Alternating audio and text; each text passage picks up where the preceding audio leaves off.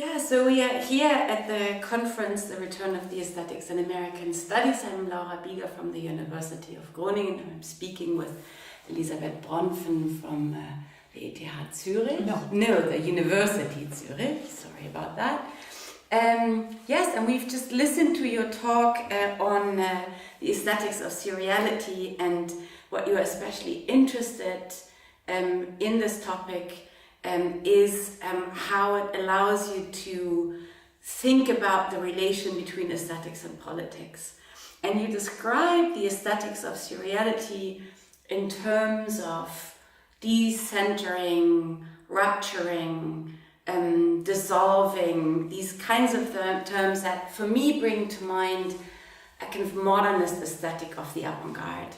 And I want to kind of ask you about how this modernist avant-garde aesthetic links with the political work that you think this aesthetic can do, a political work of not only bringing into view a certain political crisis that we are dealing with in the moment, a crisis where the individual and community are in a kind of precarious state, but also kind of push beyond that you ended on that note of kind of moving beyond, not just mapping, if I understand you correctly, exposing a symptom, but also pushing beyond that. So in what sense can the aesthetics of seriality perform that political work, do you think? Well, it seems to me that what these prestige television shows at their best are doing is indeed picking up on something that modernism was interested in, namely the notion that there is no one fixed central position from which to view the world, which is to say not just the focus on stream of consciousness, but on many streams of consciousness. Different voices, different perspectives. You have this in visual art, you have this in literary art, you have this to a certain degree in film, but film becomes a little more problematic because of the directorial point of view that really very explicitly holds everything together. But at the most extreme, if we're thinking of Manhattan Transfer, if we're thinking of Faulkner, or if we're thinking of Virginia Woolf, the point in the fracturing and the fragmenting is to focus on the very subjective and to focus on the phenomenological experience of the subjective. It seems to me that what these television shows, these serial quality TV shows are interested in is bringing the knowledge that one can take when it comes to aesthetic forms from modernism and translating that back into a big narrative. Because one of the reasons why we tend to say that HBO or other not channel TV but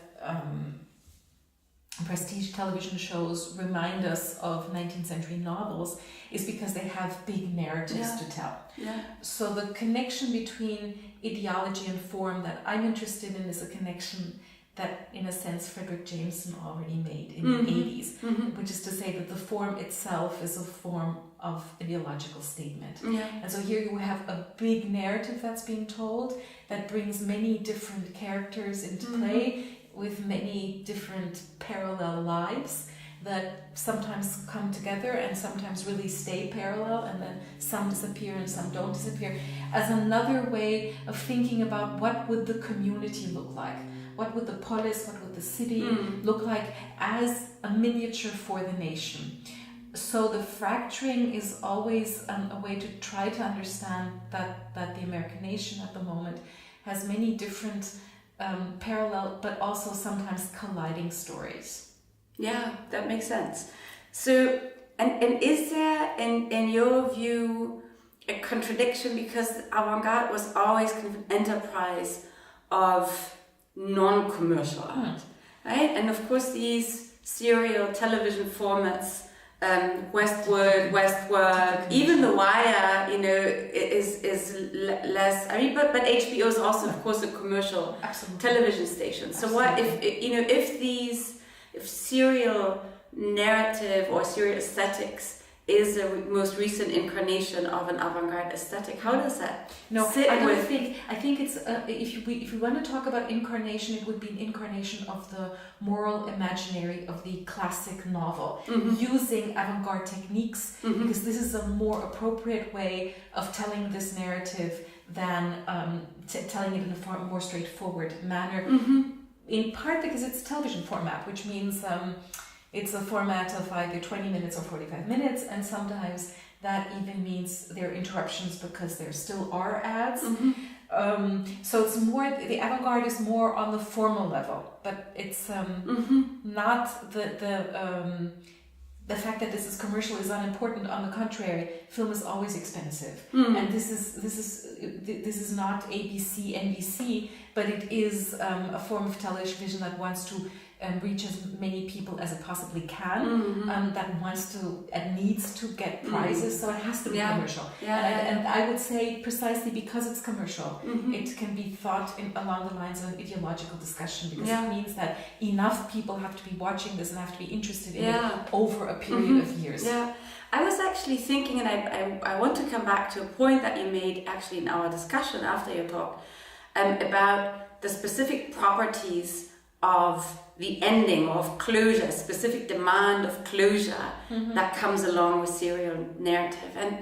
And maybe one way in our conversation, one way of also approaching the specific type of closure that we found in the clips, the endings of The Wire and Westworld that you showed to us, is a kind of avant-garde aesthetic succumbing to a commercial logic of, pleasing an audience. I think there is an extremely kind of fascinating degree of, kind of addressing various audience tastes or desires or what have you in these networking endings, where you have all the different aspects or loose ends of the narrative kind of being kind of shown there, or they come up, they pop up again, but they are also kind of modulated into this whole. I don't know. I mean, David Simon was the first to start doing that, and this was then picked up by Matthew Weiner, who continued to do that both in The Sopranos and then in Mad Men, which is to say closing either of a series of an episode or of an entire season by once again offering us parallel stories, or what people are doing at the same time but in different places, and what is constantly being suggested is that while they are connected with each other because they're part of a narrative told by a particular show, they're also not really connected, or the connection they have are tenuous.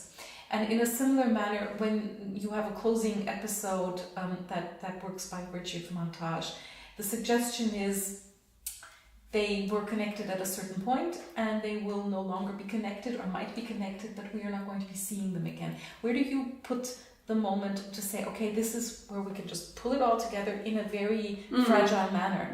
This is not the big final apotheosis at the end of a drama, but the moment where we can say our attention is again withdrawn from that, and it could potentially begin again.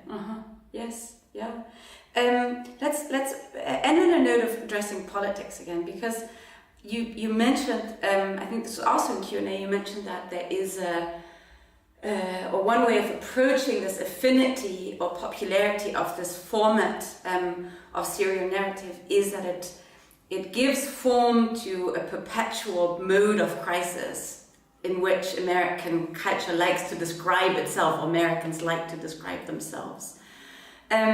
So in that sense, one could think of this as the particular narrative or aesthetic form of, American culture.